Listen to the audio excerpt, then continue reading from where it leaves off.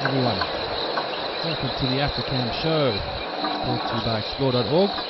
My name is Russell Gerber, and welcome on this beautiful Tuesday afternoon to Tembe, where we're kicking off the show today. We've had a little bit of rain around. As you can hear, pretty windy and noisy on the cameras. And it seems that the rains are finally upon us in the bush areas of South Africa. It looks like we've got a few storms building all over the northeastern parts of the country. We've had some big rain down in the Eastern Cape and Western Cape. Much needed rain for certain areas as well. And in some areas, much too much rain. Down in George, I hope everyone's doing okay down there. But a big welcome to all of you watching from all around the world. It's great to have you with us. Got another great show for you this afternoon. Of course, we'll be going on for the next half an hour on the live cameras. Also going through some of our highlights from the last week. And as always, taking your questions if you have anything on your mind, anything you've seen on the cameras that you want to ask about, please feel free to do so during the show. You can see a couple of young little impala lambs hanging around with these females.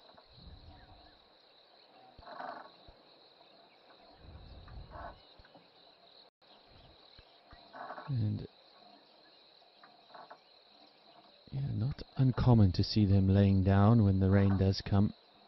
Just like us, they try to get out of the wind and rain when it's around, often move under cover.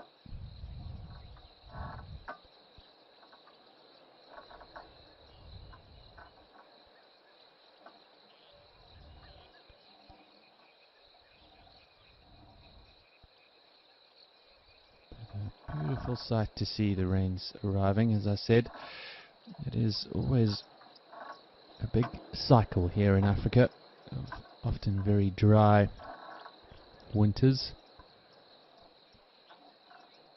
where the herbivores tend to lose a lot of condition as they move towards the end of winter. But now finally, with the rains arriving in certain parts, well, things start to turn and the grazing gets better, and of course the condition of all those herbivores tends to improve. But why don't we head over to Tau? You can actually see a nice stark difference between the two areas.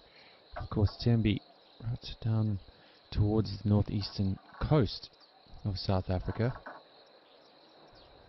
whereas Tau, it's very much the central parts of South Africa, right up in the north on the border of Botswana.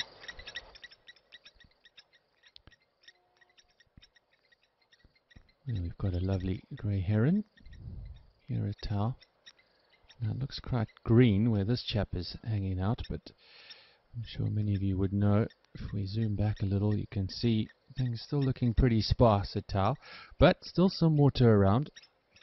We've had a few years in the past where there was nothing left.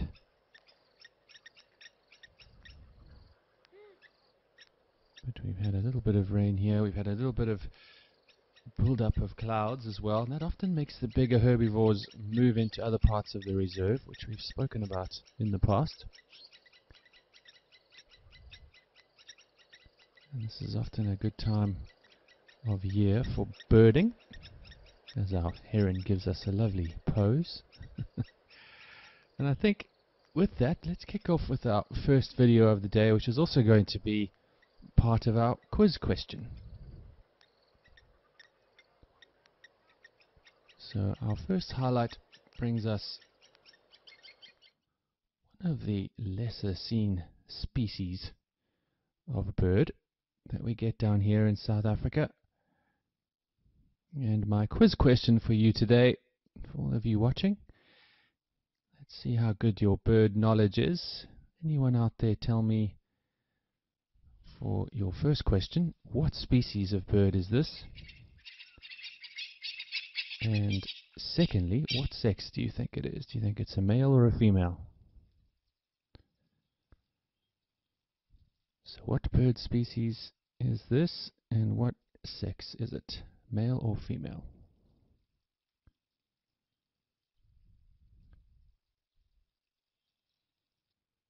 As I said, a lovely sighting of a not so commonly seen bird here in Africa, in southern Africa, generally classified as an uncommon resident and a local nomad.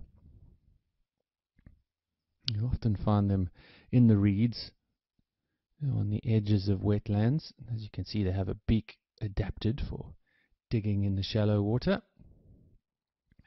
and in the mud. And their numbers are slowly decreasing as well. So let's see how good your bird knowledge is this week, everyone. What species of bird is that? We'll have a look at that video a little later on in the show. As I said, bonus points for telling me who or what the sex is of that particular species. We're back live now. As you can see, a very dry towel with a couple of chacma baboons looking for any little scraps they can find at this stage. And hello to Christine Webster and Stephanie, welcome back. Lovely to have you with us. Always a pleasure to hear where everybody is watching from, and those of you who are joining us.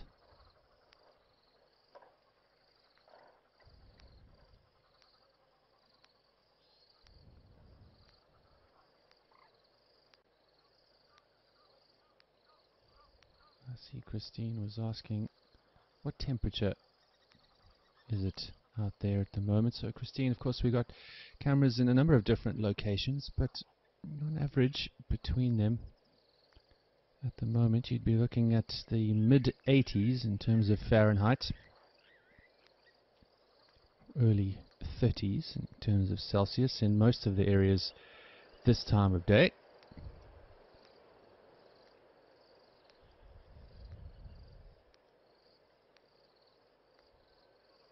So as you can tell, it's really warming up out there, getting pretty tough. A lot of animals will start looking for shade around 9 or 10 a.m. in the morning, particularly the big predators, things like your cats and hyenas, wild dogs, etc. They prefer to be holed up and avoid the heat of the day as much as they can. Of course, our wading birds are not too fussed by that.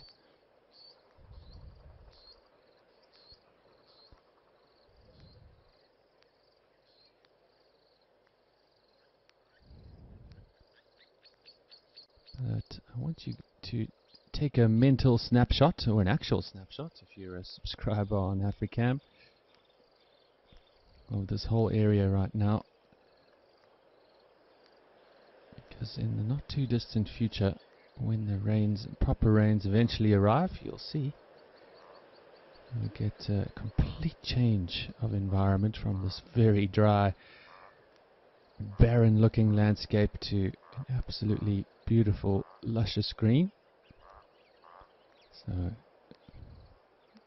keep an eye out for that in the next few months.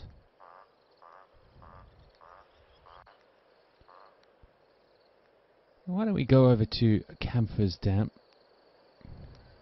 as we look at our little male impala on the other side of the waterhole in the distance.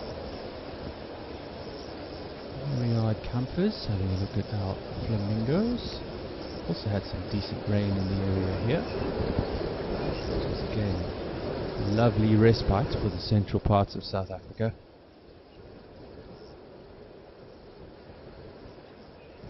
And let's see if we've got our first answer, Cook Sister, for our quiz question today. Well done. On the ball, as usual. And you even got the bonus point as well. Well, excellent work, Cook Sister. We'll keep the secret for the rest of the team.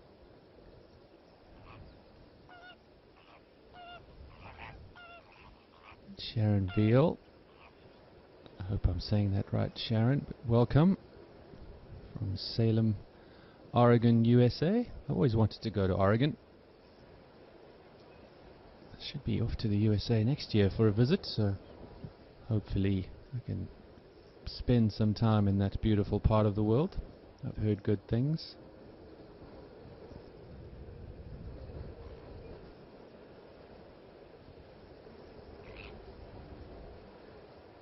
And then we got another quiz answer, Katiza. Also on the nose, well played. And you got the bonus point. See, I knew folks would be on the ball this week. Martha Cornell also saying hi. Hi Martha, thank you for joining us, asking if there are any shoe bills. Not in this part of the continent, Martha. As much as I would love to see a shoe bill on the cameras, we are not in that part of the world just yet on the Africam cameras, but hoping to do so at some point. But the shoe bill very much restricted to the more tropical parts of the continent, around our equatorial forests, mainly in areas like the Congo, Rwanda, Uganda and Tanzania.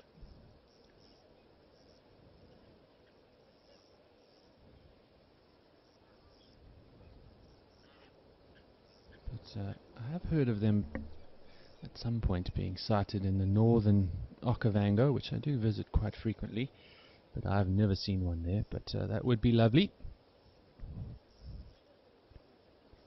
Well, looks pretty peaceful here at Campers Dam as well. Let's go over to Tau again. I think we've got some warthog hanging around there. Christine Webster says she loves the flamingos, as do I. Christine, thank you for joining us. Looks like we got a spur-winged goose in the foreground there. But as we look around for things, why don't we go into our next highlight, as things are looking a little quiet on the cameras right now. You never know what might come sneaking down at any time. But this is just an update for all of you as well. We were chatting last week about some pretty violent interactions for our lions, and this one in particular, our mom with her 3 sub-adults at Tembe, also known as F70.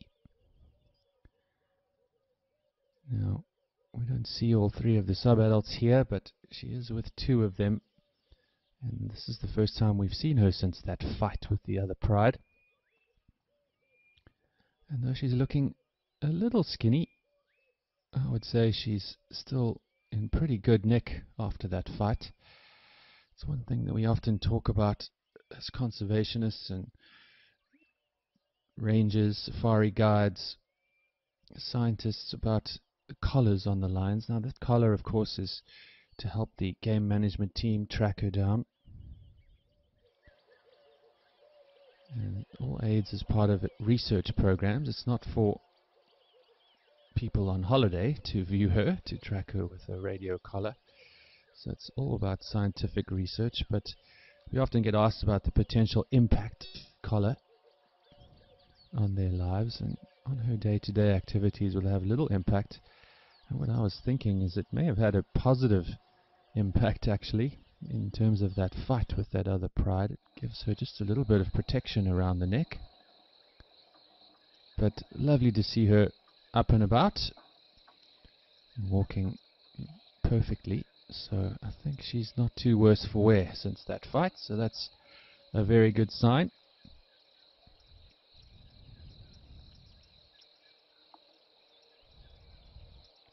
We're back live now, of course, at the beautiful Tembe, where the rain has ceased. We've got a gathering of impala on the left, actually all interspersed with these nyala as well. You can see the stripy ones are the nyala. And the more rusty red coloured one with the lighter belly is the impala.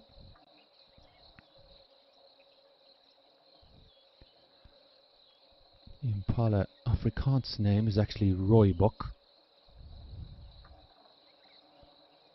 And the direct translation for that is actually red buck.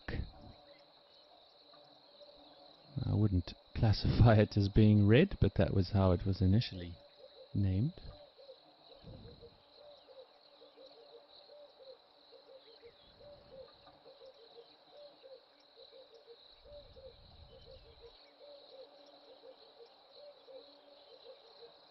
Now, the nyala are generally considered browsers, meaning that they tend to feed on leaves and shrubs more often than grazing. But as you can see, when there is good grazing available, most browsers will switch to grazing. The impalas are much more noted as mixed feeders, both grazing and browsing. And that's often attributed to why they are so successful, easily the most predominant antelope species in southern Africa.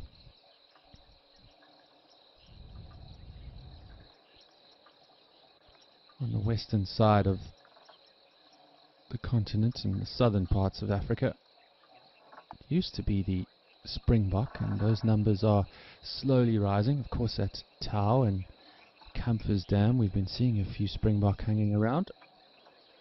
And the springbok was certainly the most numerous about 100 years ago. Unfortunately, a few misplaced game fences and cattle fences stopped some of those migrations, and their numbers dwindled significantly, but the impala have thrived in many of the protected areas around South Africa. And certainly in the eastern parts of the country, in the more subtropical regions, we've been seeing more and more and more of these nyala, which is, for me, I think, our most beautiful antelope species.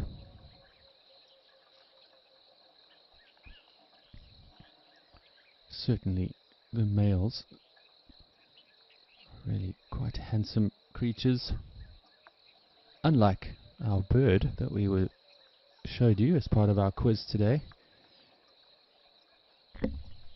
Give you a little clue, the female is actually the dominant one rather than the male, and actually has slightly more coloration than the male, which is fairly unusual.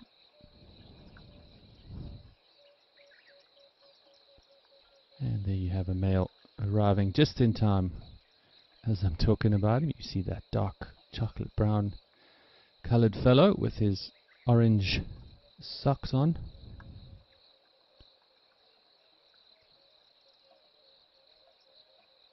Really beautiful species. And speaking of springbok, let's quickly cross over to Tau so that we can show you the springbok, which is of course the national animal of South Africa.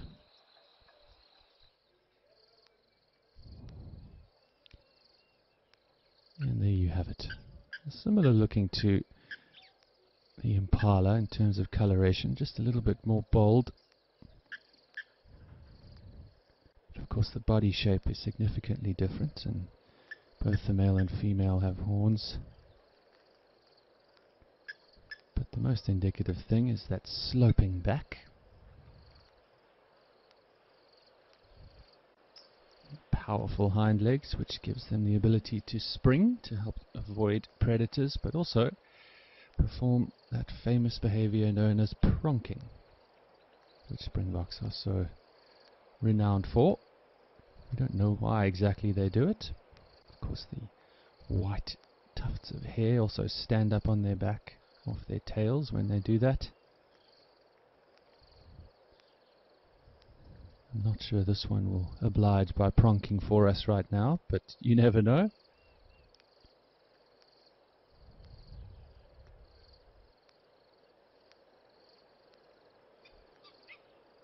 As we watch our springbok, we are going to go into our next highlight, but for those of you who are sensitive viewers, I would recommend not watching this one. This was from Rosie's, and a pretty brutal example of the tough world that these animals live in. And though the grazing is getting better for the herbivores, it's still pretty difficult for them out there. And this is an example of what is often considered a scavenger, showing you folks what great hunters they are, in fact. And this kill took place, as you can see, at Rosie's. And the two hyenas on the scene there, that one with the older one with not much spots on it, is known as Ghost, I believe. And the little sub-adult that's just arrived on the scene is known as Boogie. And it is, of course, difficult to watch sometimes, but this is the circle of life and the realities of nature, and it's not every day we get to capture such things on camera, and it can be, as I say, hard to watch. The good thing is that impala was killed off pretty quickly, the powerful jaws of that hyena. But as you can see, they can gulp down meat at a very rapid rate and fill their bellies as quick as possible, because they never know when they're going to get another meal. And they will often try and gorge themselves as quick as possible. But you can see there that insanely powerful neck and jaws. And I'm sure Ghost was taking that kill back to the den. We do know there's a den not too far away. She might have been just keeping it for herself, but likely to go back. And here on the scene, a little later, was a tawny eagle going through the remains, and then the wild dogs showed up not long after that as well to investigate what had gone on here. Of course, the potential sounds that came from that impala, those wild dogs would have picked it up and come to see what was going on. And then a little later, you can see Ghost has come back with another one of the hyenas from the clan known as Mo, I believe. And all these hyenas were ID'd by one of our viewers, Jake. So thank you, Jake.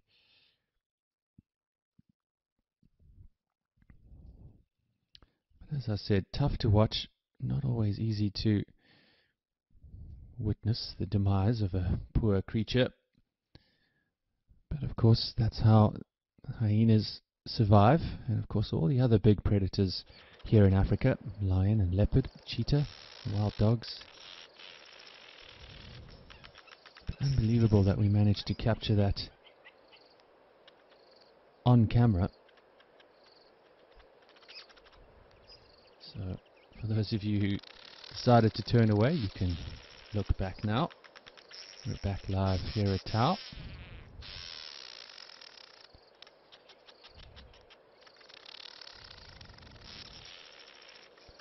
With some living impala.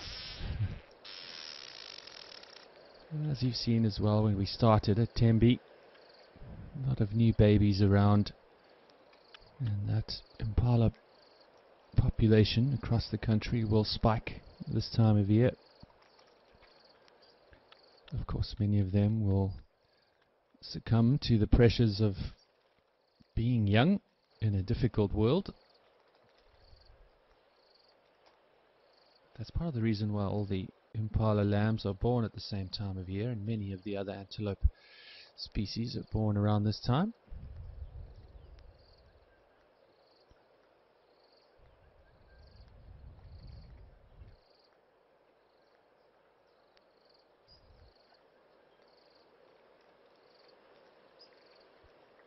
The more youngsters there are around, the more likely it is that many of them will survive.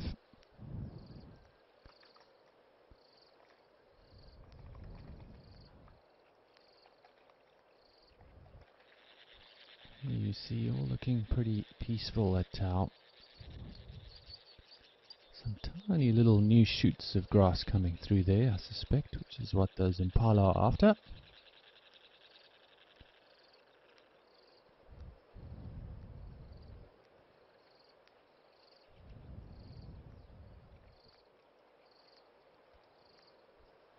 Stephanie says, thank you for all the antelope details, Russ. I'm struggling to remember which species I'm looking at. You're absolutely most welcome, Stephanie. It can be tricky. As I said, a lot of them look quite similar.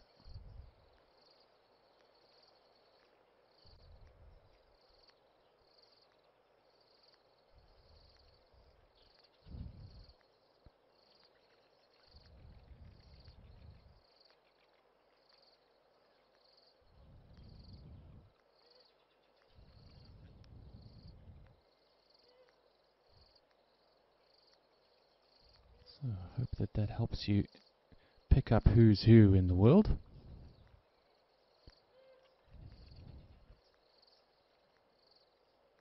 Let's pop over to the Nomad Cam quickly.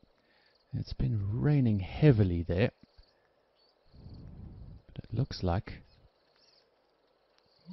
we might have some visitors getting out of the rain. And there you have it.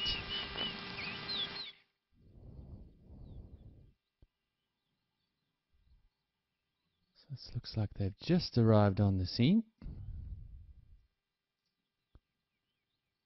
which is so nice to see live.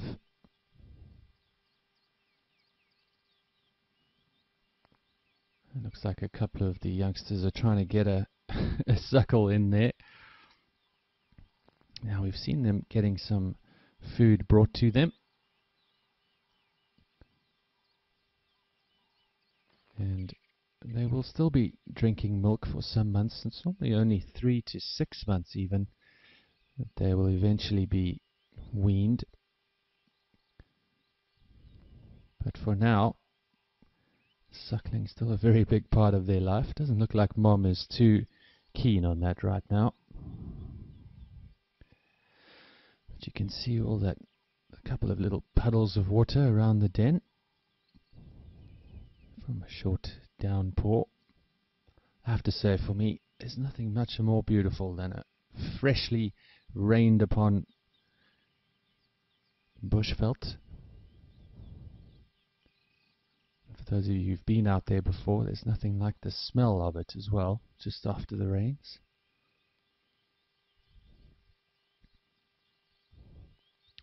The smell of wet dog, however, is not quite as pleasant. You can see 5 hungry pups.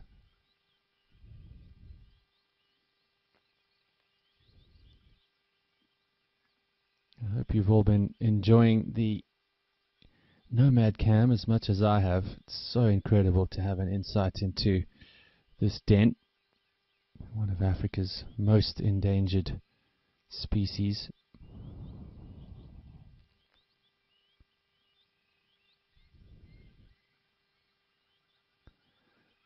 But before we run out of time today, let's go back to our first clip and hopefully give you all some insight into our quiz question of the day. My question was to you, what species of bird is this? And a couple of you have got it on the nose. So just quickly before the dogs all disappear, this is of course a greater painted snipe. As I mentioned, not something we see every day. Very nice to catch on the cameras. So well done to those of you who got it right. As I said, you were totally on the ball today. And this is, of course, a female. You can see they've got a much more buff-coloured neck. Or maybe chestnut-coloured, I would say. And then more sort of uniform upper parts. The male and the juvenile are much more mottled.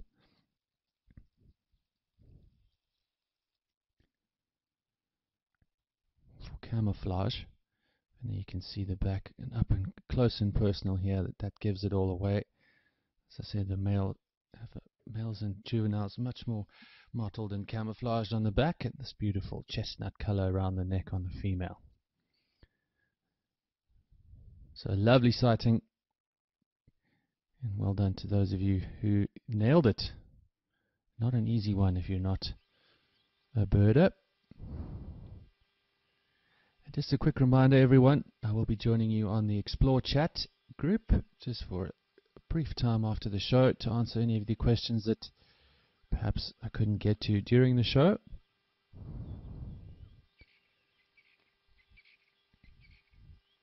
We're back live now at our Nomad Cam with the dogs.